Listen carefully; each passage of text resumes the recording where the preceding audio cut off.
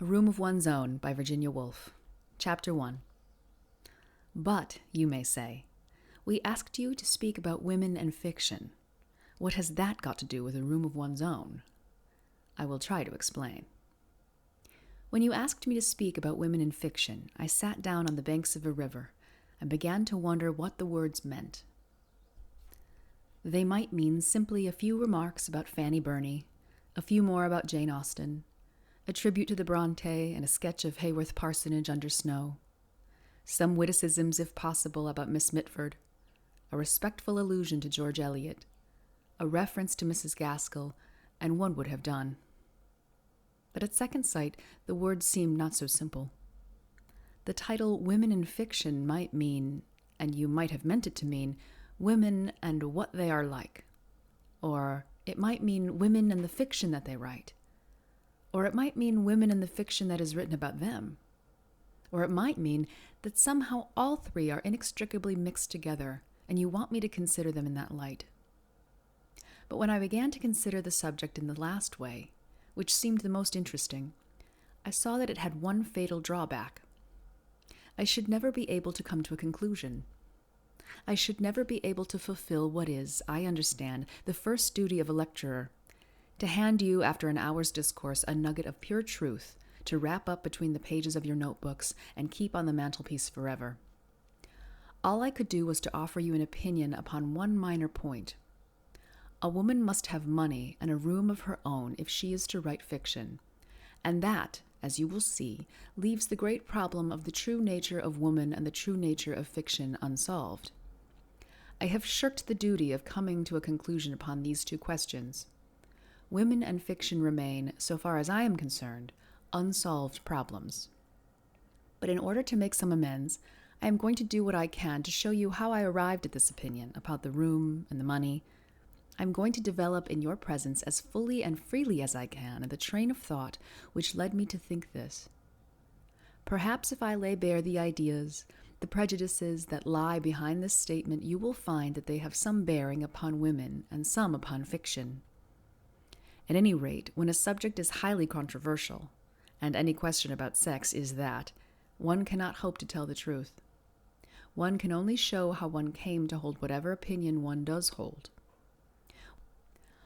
One can only give one's audience the chance of drawing their own conclusions as they observe the limitations, the prejudices, the idiosyncrasies of the speaker. Fiction here is likely to contain more truth than fact. Therefore, I propose, making use of all the liberties and licenses of a novelist, to tell you the story of the 2 days that preceded my coming here. How, bowed down by the weight of the subject which you have laid upon my shoulders, I pondered it, and made it work in and out of my daily life. I need not say that what I am about to describe has no existence. Oxbridge is an invention. So is Fernham. I is only a convenient term for somebody who has no real being. Lies will flow from my lips, but there may perhaps be some truth mixed up with them. It is for you to seek out this truth, and to decide whether any part of it is worth keeping. If not, you will of course throw the whole of it into the waste paper basket, and forget all about it. Here then was I, call me Mary Beaton, Mary Seaton, Mary Carmichael, or by any name you please, it is not a matter of any importance, sitting on the banks of a river a week or two ago in fine October weather, lost in thought. That choler I have spoken of, women and fiction, the need of coming to some conclusion on a subject that raises all sorts of prejudices and passions, bowed my head to the ground. To the right and left, bushes of some sort, golden and crimson, glowed with the color, even it seemed burnt with the heat of fire. On the further bank, the willows wept in perpetual lamentation, their hair about their shoulders.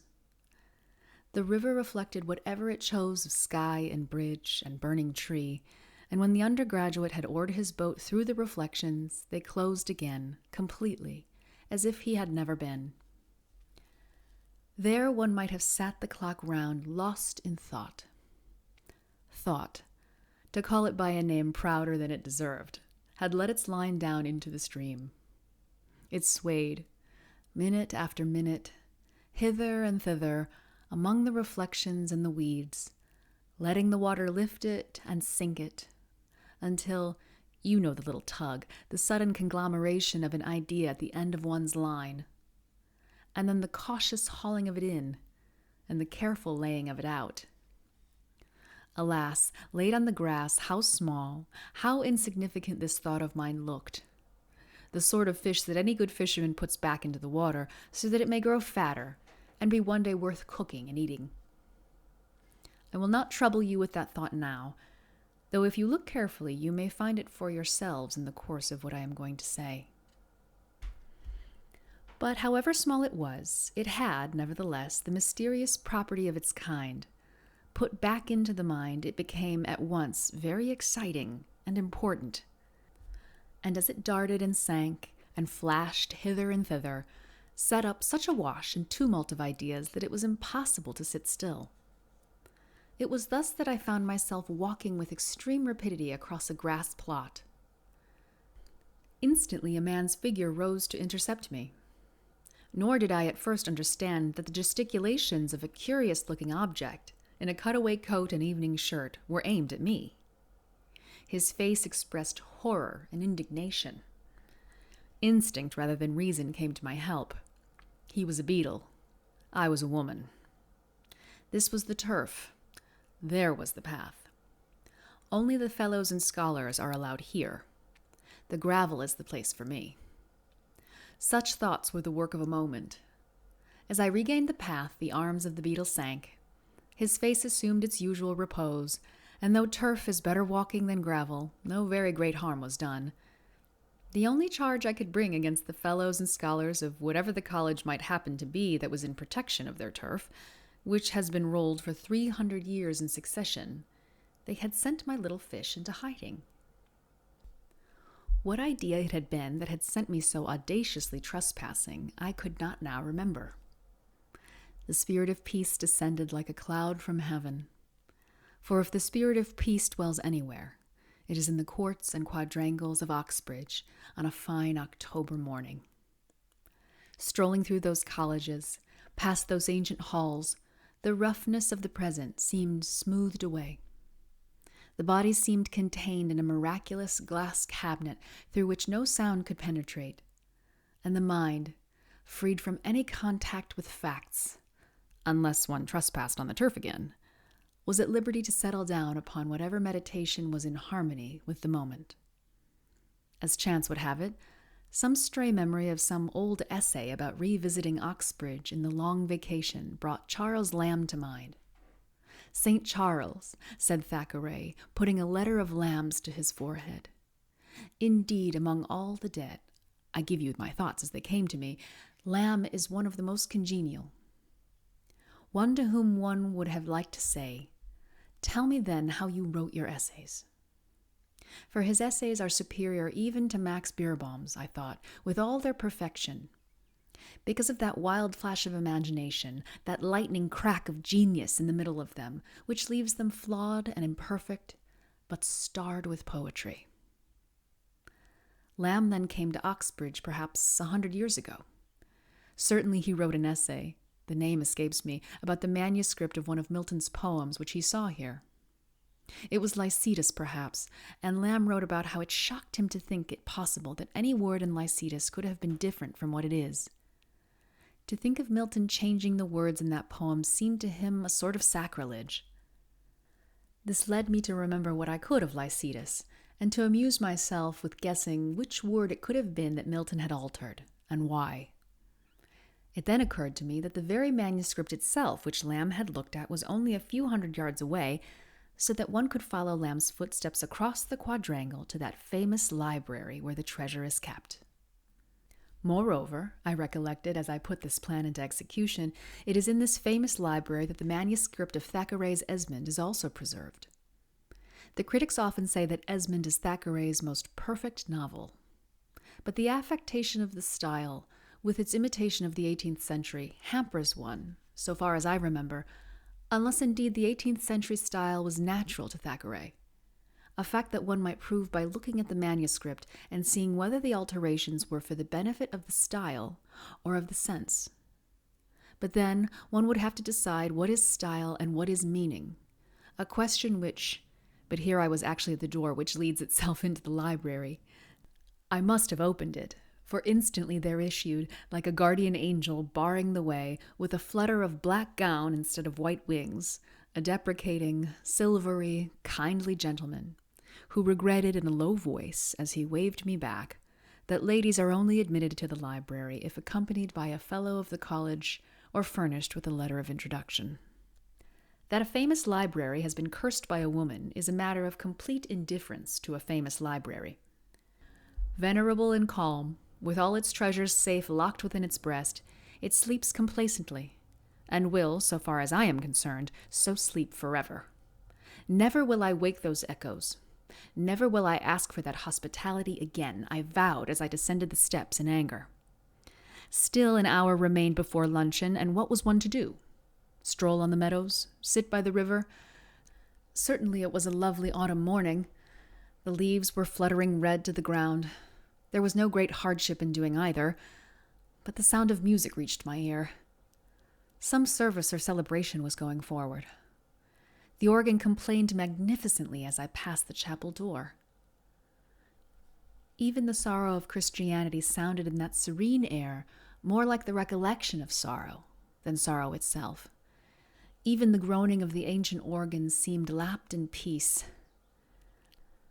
I had no wish to enter, had I the right, and this time the verger might have stopped me, demanding perhaps my baptismal certificate, or a letter of introduction from the dean.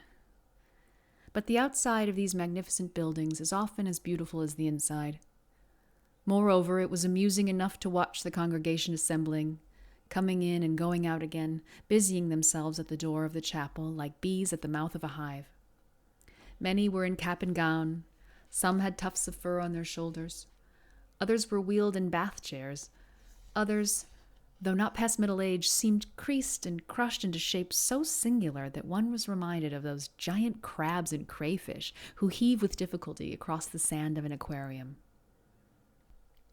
As I leaned against the wall, the university indeed seemed a sanctuary in which are preserved rare types which would soon be obsolete if left to fight for existence on the pavement of the Strand. Old stories of old deans and old dons came back to mind. But before I had summoned up courage to whistle, it used to be said that at the sound of a whistle, old Professor instantly broke into a gallop. The venerable congregation had gone inside. The outside of the chapel remained. As you know, its high domes and pinnacles can be seen like a sailing ship always voyaging, never arriving, lit up at night and visible for miles, far away across the hills. Once, presumably, this quadrangle with its smooth lawns, its massive buildings, and the chapel itself was marsh too, where the grasses waved and the swine rootled. Teams of horses and oxen, I thought, must have hauled the stone in wagons from far counties, and then with infinite labor the gray blocks in whose shade I was now standing were poised in order one on top of another, and then the painters brought their glass for the windows, and the masons were busy for centuries up on that roof with putty and cement, spade and trowel. Every Saturday somebody must have poured gold and silver out of a leathern purse into their ancient fists, for they had their beer and skittles presumably of an evening. An unending stream of gold and silver, I thought, must have flowed into this court perpetually to keep the stones coming and the masons working, to level, to ditch, to dig, and to drain. But it was then the age of faith, and money was poured liberally to set these stones on a deep foundation. And when the stones were raised, still more money was poured in from the coffers of kings and queens and great nobles to ensure that hymns should be sung here and scholars taught. Lands were granted, tithes were paid, and when the age of faith was over and the age of reason had come, still the same flow of gold and silver went on. Fellowships were founded, lectureships endowed. Only the gold and silver flowed now, not from the coffers of the king, but from the chests of merchants and manufacturers, from the purses of men who had made, say, a fortune from industry, and returned in their wills a bounteous share of it to endow more chairs, more lectureships, more fellowships in the university where they had learnt their craft. Hence the libraries and laboratories and observatories, the splendid equipment of costly and delicate instruments which now stand on glass shelves, where centuries ago the grasses waved and the swine rootled. Certainly, as I strolled round the court, the foundation of gold and silver seemed deep enough, the pavement laid solidly over the wild grasses. Men with trays on their heads went busily from staircase to staircase. Gaudy blossoms flowered in window boxes. The strains of the gramophone blared out from the rooms within. It was impossible not to reflect. The reflection, whatever it may have been, was cut short. The clock struck. It was time to find one's way to luncheon. It is a curious fact that novelists have a way of making us believe that luncheon parties are invariably memorable for something very witty that was said, or for something very wise that was done. But they seldom spare a word for what was eaten. It is part of the novelist's convention not to mention soup and salmon and ducklings, as if soup and salmon and ducklings were of no importance whatsoever, as if nobody ever smoked a cigar or drank a glass of wine. Here, however, I shall take the liberty to defy that convention, and to tell you that the lunch on this occasion began with soles, sunk in a deep dish over which the college cook had spread a counterpane of the whitest cream, save that it was branded here and there with brown spots like the spots on the flanks of a doe. After that came the partridges, but if this suggests a couple of bald brown birds on a plate, you are mistaken.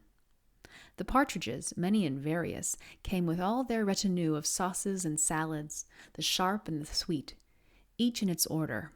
Their potatoes, thin as coins, but not so hard. Their sprouts, foliated as rosebuds, but more succulent. And no sooner had the roast and its retinue been done with than the silent serving man, the beadle himself perhaps in a milder manifestation, set before us, wreathed in napkins, a confection which rose all sugar from the waves. To call it pudding, and so relate it to rice and tapioca, would be an insult. Meanwhile, the wine glasses had flushed yellow and flushed crimson, had been emptied, had been filled, and thus by degrees was lit, halfway down the spine, which is the seat of the soul. Not that hard little electric light which we call brilliance, as it pops in and out upon our lips, but the more profound, subtle, and subterranean glow, which is the rich yellow flame of rational intercourse. No need to hurry, no need to sparkle, no need to be anybody but oneself. We are all going to heaven, and Van Dyck is of the company. In other words, how good life seemed, how sweet its rewards, how trivial this grudge or that grievance, how admirable friendship and the society of one's kind, as, lighting a good cigarette, one sunk among the cushions in the window seat. If by good luck there had been an ashtray handy, if one had not knocked the ash out of the window in default, if things had been a little different from what they were, one would not have seen, presumably, a cat without a tail. The sight of that abrupt and truncated animal padding softly across the quadrangle changed by some fluke of the subconscious intelligence the emotional light for me. It was as if someone had let fall a shade. Perhaps the excellent hawk was relinquishing its hold.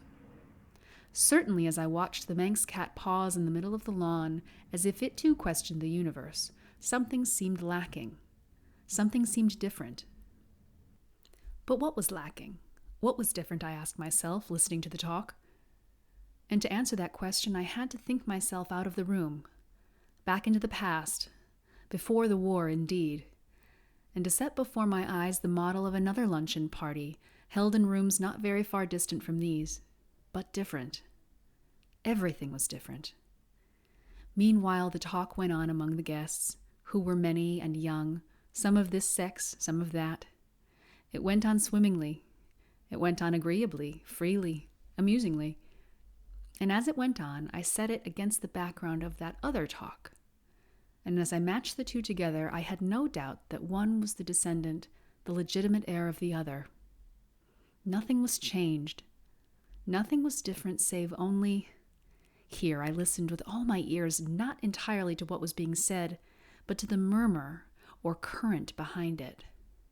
Yes, that was it. The change was there. Before the war, at a luncheon party like this, people would have said precisely the same things, but they would have sounded different.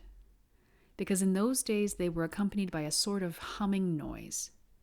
Not articulate, but musical, exciting, which changed the value of the words themselves.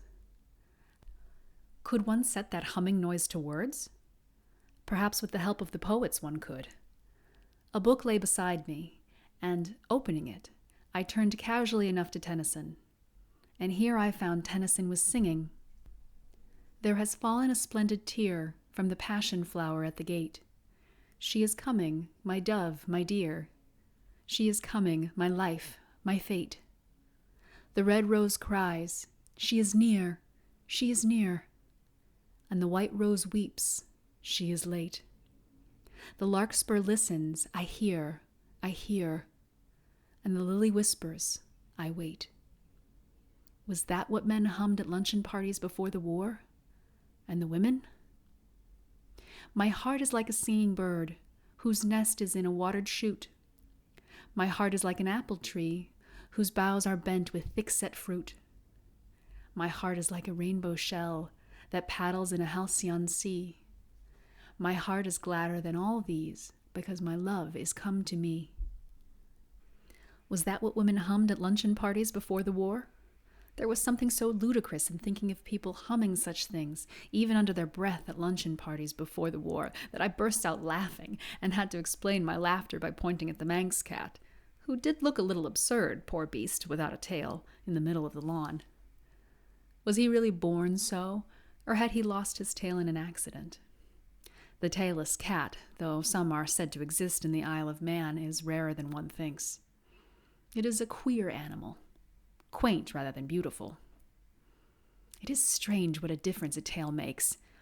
You know the sort of things one says as a lunch party breaks up and people are finding their coats and hats. This one, thanks to the hospitality of the host, had lasted far into the afternoon. The beautiful October day was fading, and the leaves were falling from the trees in the avenue as I walked through it. Gate after gate seemed to close with gentle finality behind me. Innumerable beetles were fitting innumerable keys into well-oiled locks. The treasure house was being made securer for another night. After the avenue, one comes out upon a road, I forget its name, which leads you, if you are taking the right turning, along to Fernham. But there was plenty of time. Dinner was not till 7:30. One could almost do without dinner after such a luncheon. It is strange how a scrap of poetry works in the mind and makes the legs move in time to it along the road. Those words! There has fallen a splendid tear from the passion flower at the gate. She is coming, my dove, my dear, sang in my blood as I stepped quickly along towards Headingley. And then, switching off into the other measure, I sang, where the waters are churned up by the weir. My heart is like a singing bird whose nest is in a watered shoot. My heart is like an apple tree. What poets, I cried aloud, as one does in the dusk. What poets they were! In a sort of jealousy, I suppose, for our own age, silly and absurd though these companions are, I went on to wonder if honestly one could name two living poets now as great as Tennyson and Christina Rossetti were then. Obviously it is impossible, I thought, looking into those foaming waters, to compare them. The very reason why that poetry excites one to such abandonment, such rapture, is that it celebrates some feeling that one used to have, at luncheon partings before the war perhaps, so that one responds easily, familiarly, without troubling to check the feeling or to compare it with any that one has now. But the living poets express a feeling that is actually being made and torn out of us at the moment. One does not recognize it in the first place. Often, for some reason, one fears it. One watches it with keenness and compares it jealously and suspiciously with the old feeling that one knew. Hence the difficulty of modern poetry. It is because of this difficulty that one cannot remember more than 2 consecutive lines of any good modern poet. For this reason, that my memory failed me, the argument flagged for want of material. But why, I continued, moving on towards Headingley, have we stopped humming under our breath at luncheon parties? Why has Alfred ceased to sing? She is coming, my dove, my dear. Why has Christina ceased to respond? My heart is gladder than all these, because my love is come to me. Shall we lay blame on the war? When the guns fired in August 1914, did the faces of men and women show so plain in each other's eyes that romance was killed? Certainly it was a shock, to women in particular with their illusions about education and so on, to see the faces of our rulers in the light of the shell fire. So ugly they looked, German, English, French, so stupid. But lay the blame where one will, on whom one will, the illusion which inspired Tennyson and Christina Rossetti to sing so passionately about the coming of their loves is far rarer now than then. One only has to read, to look, to listen, to remember. But why say blame? Why, if it was an illusion, not praise the catastrophe, whatever it was, that destroyed illusion and put truth in its place? For truth, those dot marks mark the spot where, in search of truth, I missed the turning up to Fernham. Yes, indeed, which was truth and which was illusion, I asked myself. What was the truth about these houses, for example, dim and festive now with their red windows in the dusk, but raw and red and squalid with their sweets and their bootlaces at 9 o'clock in the morning? And the willows and the river and the gardens that run down to the river, vague now with the mist stealing over them, but gold and red in the sunlight, which was the truth? Which was the illusion about them? I spare you the twists and turns of my cogitations, for no conclusion was found on the road to Headingley, and I ask you to suppose that I soon found out my mistake about the turning, and retraced my steps to Fernham. As I have said already that it was an October day, I dare not forfeit your respect and imperil the fair name of fiction by changing the season and describing lilacs hanging over garden walls, crocuses, tulips, and other flowers of spring. Fiction must stick to facts, and the truer the facts, the better the fiction, so we are told.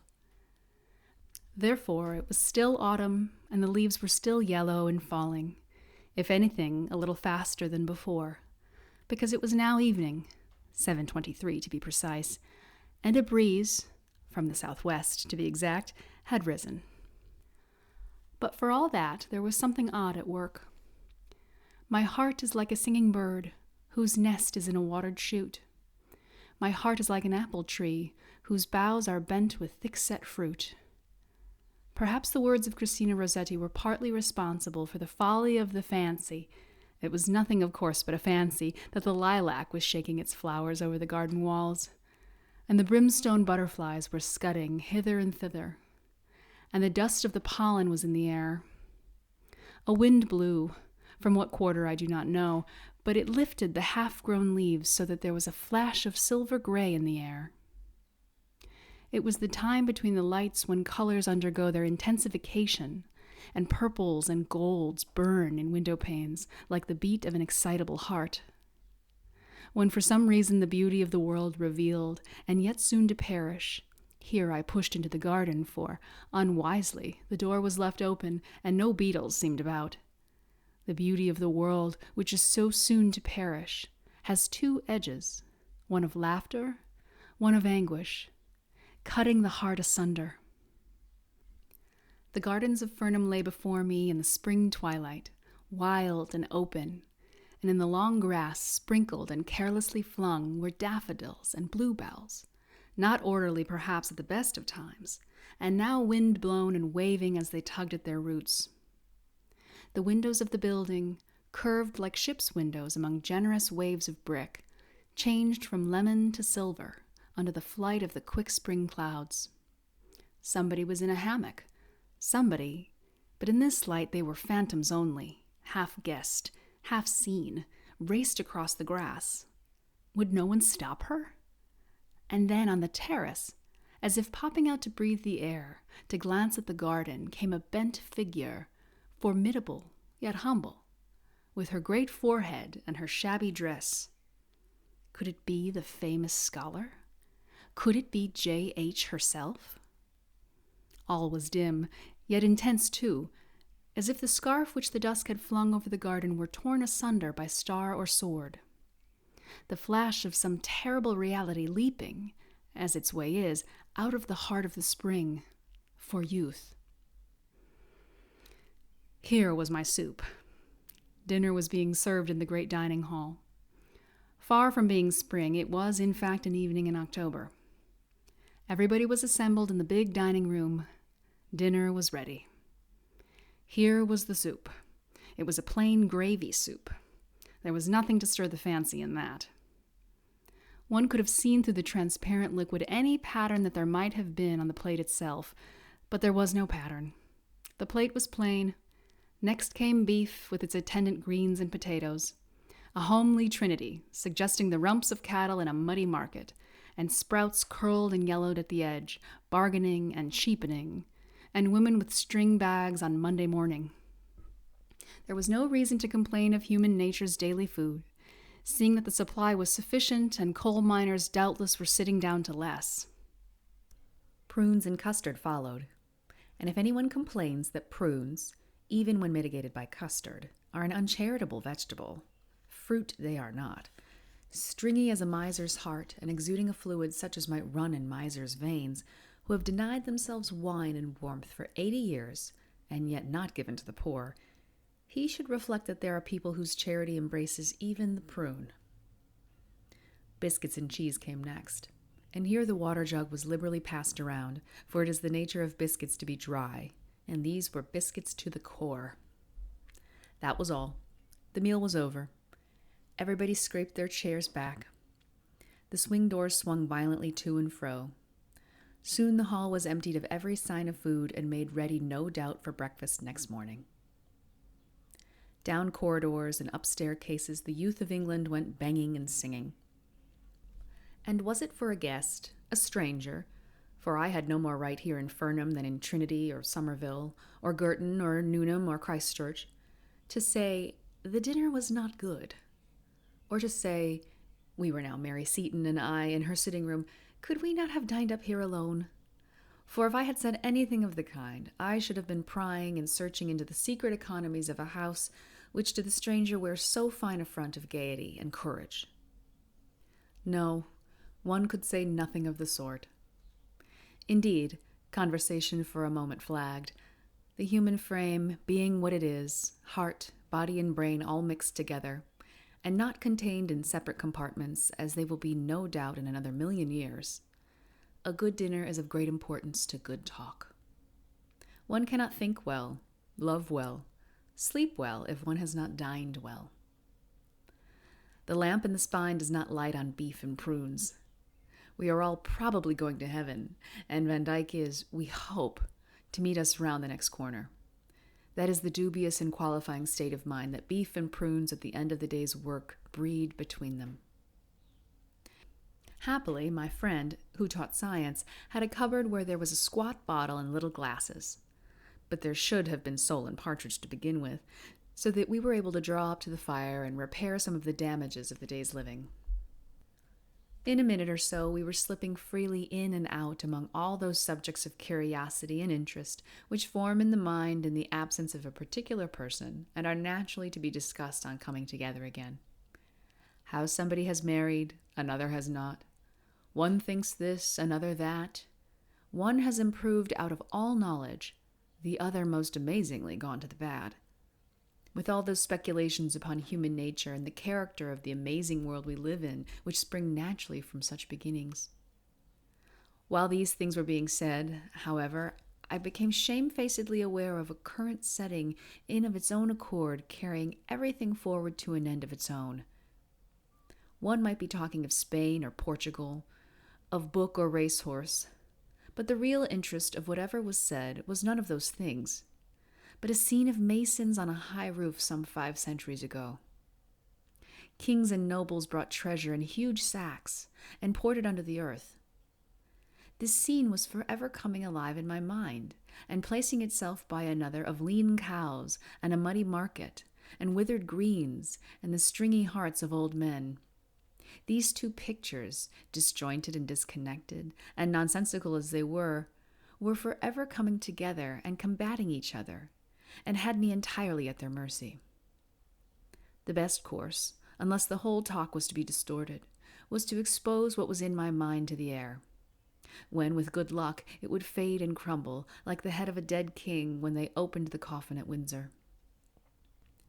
Briefly, then, I told Miss Seton about the Masons who had been all those years on the roof of the chapel, and about the kings and queens and nobles bearing sacks of gold and silver on their shoulders, which they shoveled into the earth, and then how the great financial magnates of our own time came and laid checks and bonds, I suppose, where the others had lain ingots and rough lumps of gold. All that lies beneath the colleges down there, I said. But this college, where we are now sitting, what lies beneath its gallant red brick and the wild unkempt grasses of the garden? What force is behind the plain china off which we dined, and, here it popped out of my mouth before I could stop it, the beef, the custard, and the prunes? Well, said Mary Seton, about the year 1860... Oh, but you know the story, she said, bored, I suppose, by the recital. And she told me. Rooms were hired, committees met, envelopes were addressed, circulars were drawn up, meetings were held, letters were read out. So-and-so has promised so much. On the contrary, Mr. Blank won't give a penny. The Saturday Review has been very rude. How can we raise a fund to pay for offices? Shall we hold a bazaar? Can't we find a pretty girl to sit in the front row? Let us look up what John Stuart Mill said on the subject. Can anyone persuade the editor of the Blank to print a letter? Can we get Lady Blank to sign it? Lady Blank is out of town. That was the way it was done, presumably 60 years ago, and it was a prodigious effort, and a great deal of time was spent on it. And it was only after a long struggle and with the utmost difficulty that they got £30,000 together. So obviously we cannot have wine and partridges and servants carrying tin dishes on their heads, she said. We cannot have sofas in separate rooms. The amenities, she said, quoting from some book or other, will have to wait. At the thought of all those women working year after year and finding it hard to get £2,000 together, and as much as they could do to get £30,000, we burst out in scorn at the reprehensible poverty of our sex. What had our mothers been doing that they had no wealth to leave us? Powdering their noses? Looking in at shop windows? Flaunting in the sun at Monte Carlo? There were some photographs on the mantelpiece. Mary's mother, if that was her picture, may have been a wastrel in her spare time. She had 13 children by a minister of the church. But if so, her gay and dissipated life had left too few traces of its pleasures on her face. She was a homely body, an old lady in a plaid shawl which was fastened by a large cameo. And she sat in a basket chair, encouraging a spaniel to look at the camera, with the amused yet strained expression of one who is sure that the dog will move directly when the bulb is pressed.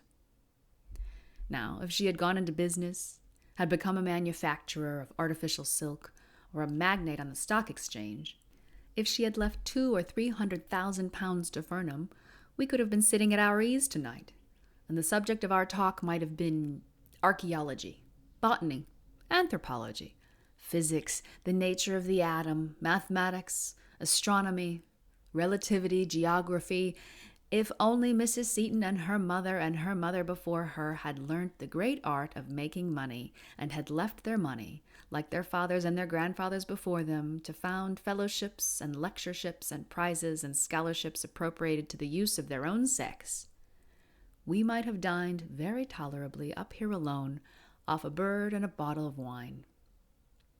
We might have looked forward, without undue confidence, to a pleasant and honorable lifetime spent in the shelter of one of the liberally endowed professions.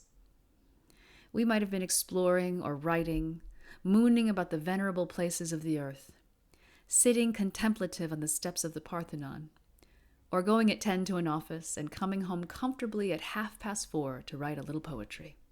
Only, if Mrs. Seton and her like had gone into business at the age of 15, there would have been, that was the snag in the argument, no Mary.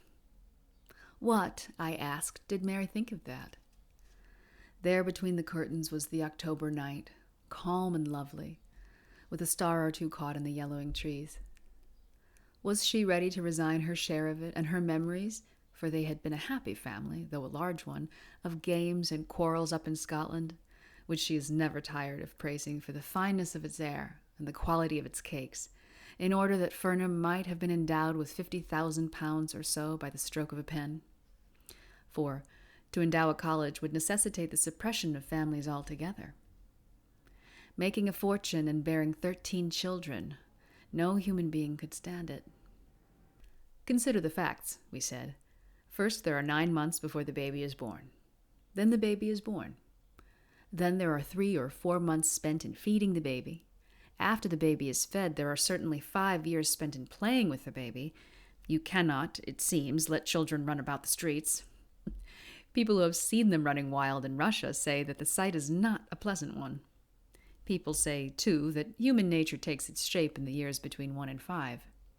If Mrs. Seton, I said, had been making money, what sort of memories would you have had of games and quarrels? What would you have known of Scotland and its fine air and cakes and all of the rest of it? But it is useless to ask these questions, because you never would have come into existence at all. Moreover, it is equally useless to ask what might have happened if Mrs. Seton and her mother before her had amassed great wealth and laid it under the foundations of college and library. Because, in the first place, to earn money was impossible for them. And in the second, had it been possible, the law denied them the right to possess what money they earned. It is only for the last 48 years that Mrs. Seton has had a penny of her own. For all the centuries before that, it would have been her husband's property. A thought which, perhaps, may have had its share in keeping Mrs. Seton and her mothers off the stock exchange. Every penny I earn, they may have said, will be taken from me and disposed of according to my husband's wisdom. Perhaps to found a scholarship or to endow a fellowship in Balliol or King's, so that to earn money, even if I could earn money, is not a matter that interests me very greatly. I had better leave it to my husband. At any rate, whether or not the blame rested on the old lady who was looking at the spaniel, there could be no doubt that for some reason or other our mothers had mismanaged their affairs very gravely. Not a penny could be spared for amenities, for partridges and wine, beetles and turf, books and cigars, libraries and leisure. To raise bare walls out of the bare earth was the utmost they could do. So we talked, standing at the window, and looking, as so many thousands look every night, down on the domes and towers of the famous city beneath us. It was very beautiful, very mysterious in the autumn moonlight. The old stone looked very white and venerable. One thought of all the books that were assembled down there, of the pictures of old prelates and worthies hanging in the panelled rooms, of the painted windows that would be throwing strange globes and crescents on the pavement, of the tables and memorials and inscriptions, of the fountains and the grass, of the quiet rooms looking across the quiet quadrangles. And, pardon me the thought, I thought, too, of the admirable smoke and drink, and the deep armchairs and the pleasant carpets, of the urbanity, the geniality, the dignity which are the offspring of luxury and privacy and space. Certainly our mothers had not provided us with anything comparable to all this. Our mothers, who found it difficult to scrape together £30,000. Our mothers, who bore 13 children to ministers of religion at St. Andrew's. So I went back to my inn, and as I walked through the dark streets, I pondered this and that, as one does at the end of the day's work. I pondered why it was that Mrs. Seton had no money to leave us, and what effect poverty has on the mind, and what effect wealth has on the mind. I thought of the queer old gentlemen I had seen that morning with tufts of fur upon their shoulders, and I remembered how if one whistled, one of them ran. And I thought of the organ booming in the chapel, and of the shut doors of the library. And I thought how unpleasant it is to be locked out. And I thought how it is worse perhaps to be locked in, and thinking of the safety and prosperity of the one sex, and of the poverty and insecurity of the other, and of the effect of tradition, and of the lack of tradition upon the mind of a writer.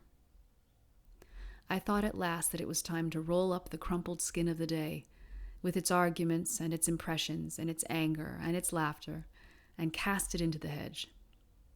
1,000 stars were flashing across the blue wastes of the sky. One seemed alone with an inscrutable society. All human beings were laid asleep, prone, horizontal, dumb. Nobody seemed stirring in the streets of Oxbridge. Even the door of the hotel sprang open at the touch of an invisible hand. Not a Boots was sitting up to light me to bed. It was so late.